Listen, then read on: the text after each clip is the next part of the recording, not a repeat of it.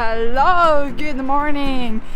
This is our final 5th day here in Seoul, but it's going to be super exciting. I'm really waiting for this program, as today we are leaving the city and going to discover the DMZ Zone. This is a must-have program if you are in the area. So let's go. We are already going to our bus to pick up. It's at the moment it's 6:30 a.m. and we're going to leave at 7.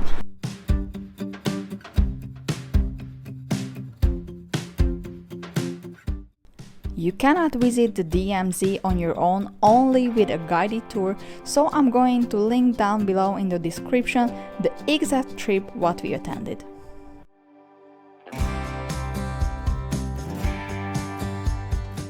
We just take off from the bus, but right now we are waiting for our tickets.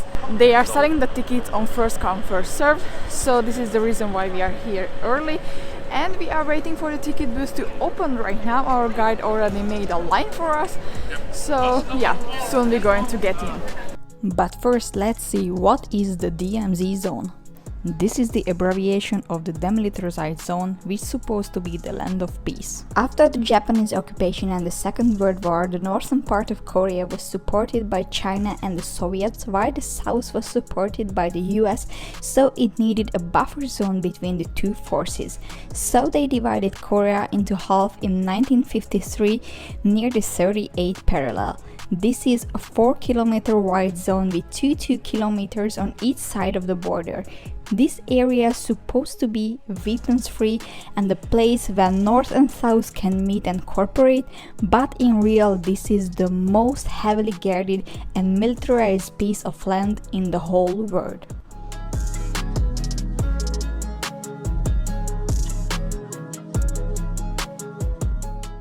Back in the times, the population of Korea was 25 million people, but after the war 10 million people were separated, and this situation is still goes all along until today, because there are so many families whose are part in south and the other part is in the north, and they can never meet or never talk, and this is a really big scar on the Korean nation on both sides.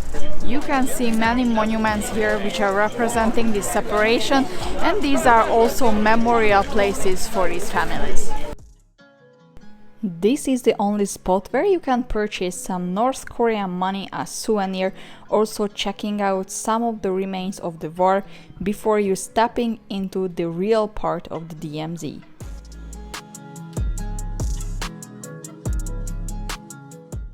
There is a passport control area, so it's super important to not leave your documents at home.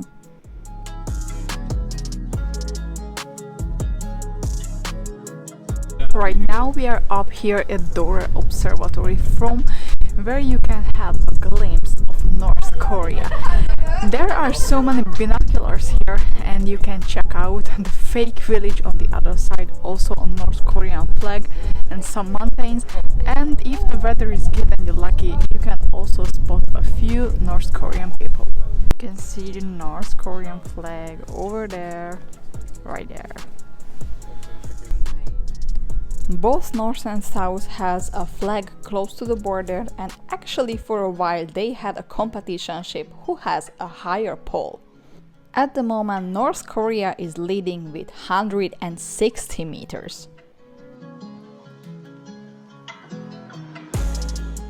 It's a little bit of surreal feeling, you know, sitting in here, grabbing a coffee or a sandwich, and in the meantime looking into North Korea. Yeah, it feels weird.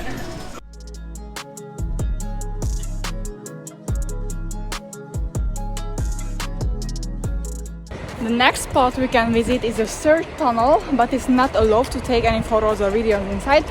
So you just have to imagine like you are in a mine or a cave, and it's going to feel like that. North Korea was digging 4 tunnels with the purpose of invading South Korea, and third tunnel was the closest to Seoul. It was discovered in 1978.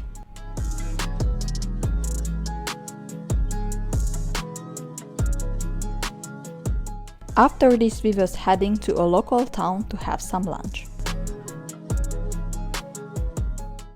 At the moment we are at the Unification Village, but to be honest, this is the point where I start to feel that this tour is really fast-paced. We have 40-45 minutes to spend here, which have to include to having a lunch and to look around, and if you want to check out maybe the souvenirs or going to the restroom.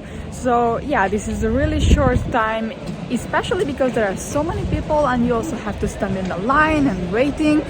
So yeah, this tour is really good because there is very informative. You can learn a lot about the history and about the Korean War. But I would love it would be a little bit more slower so you can enjoy the things, reading the signs, and yeah, really look around normally at the locations. After the lunch, we hopped back to the bus and actually we left the DMZ zone. We had about a 50-minute bus ride to the next stop of the day, Mangbaedan, which area was also a fierce battlefield during the Korean War.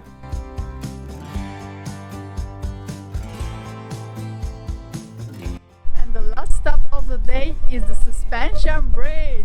Look at this view! Woo! It's amazing!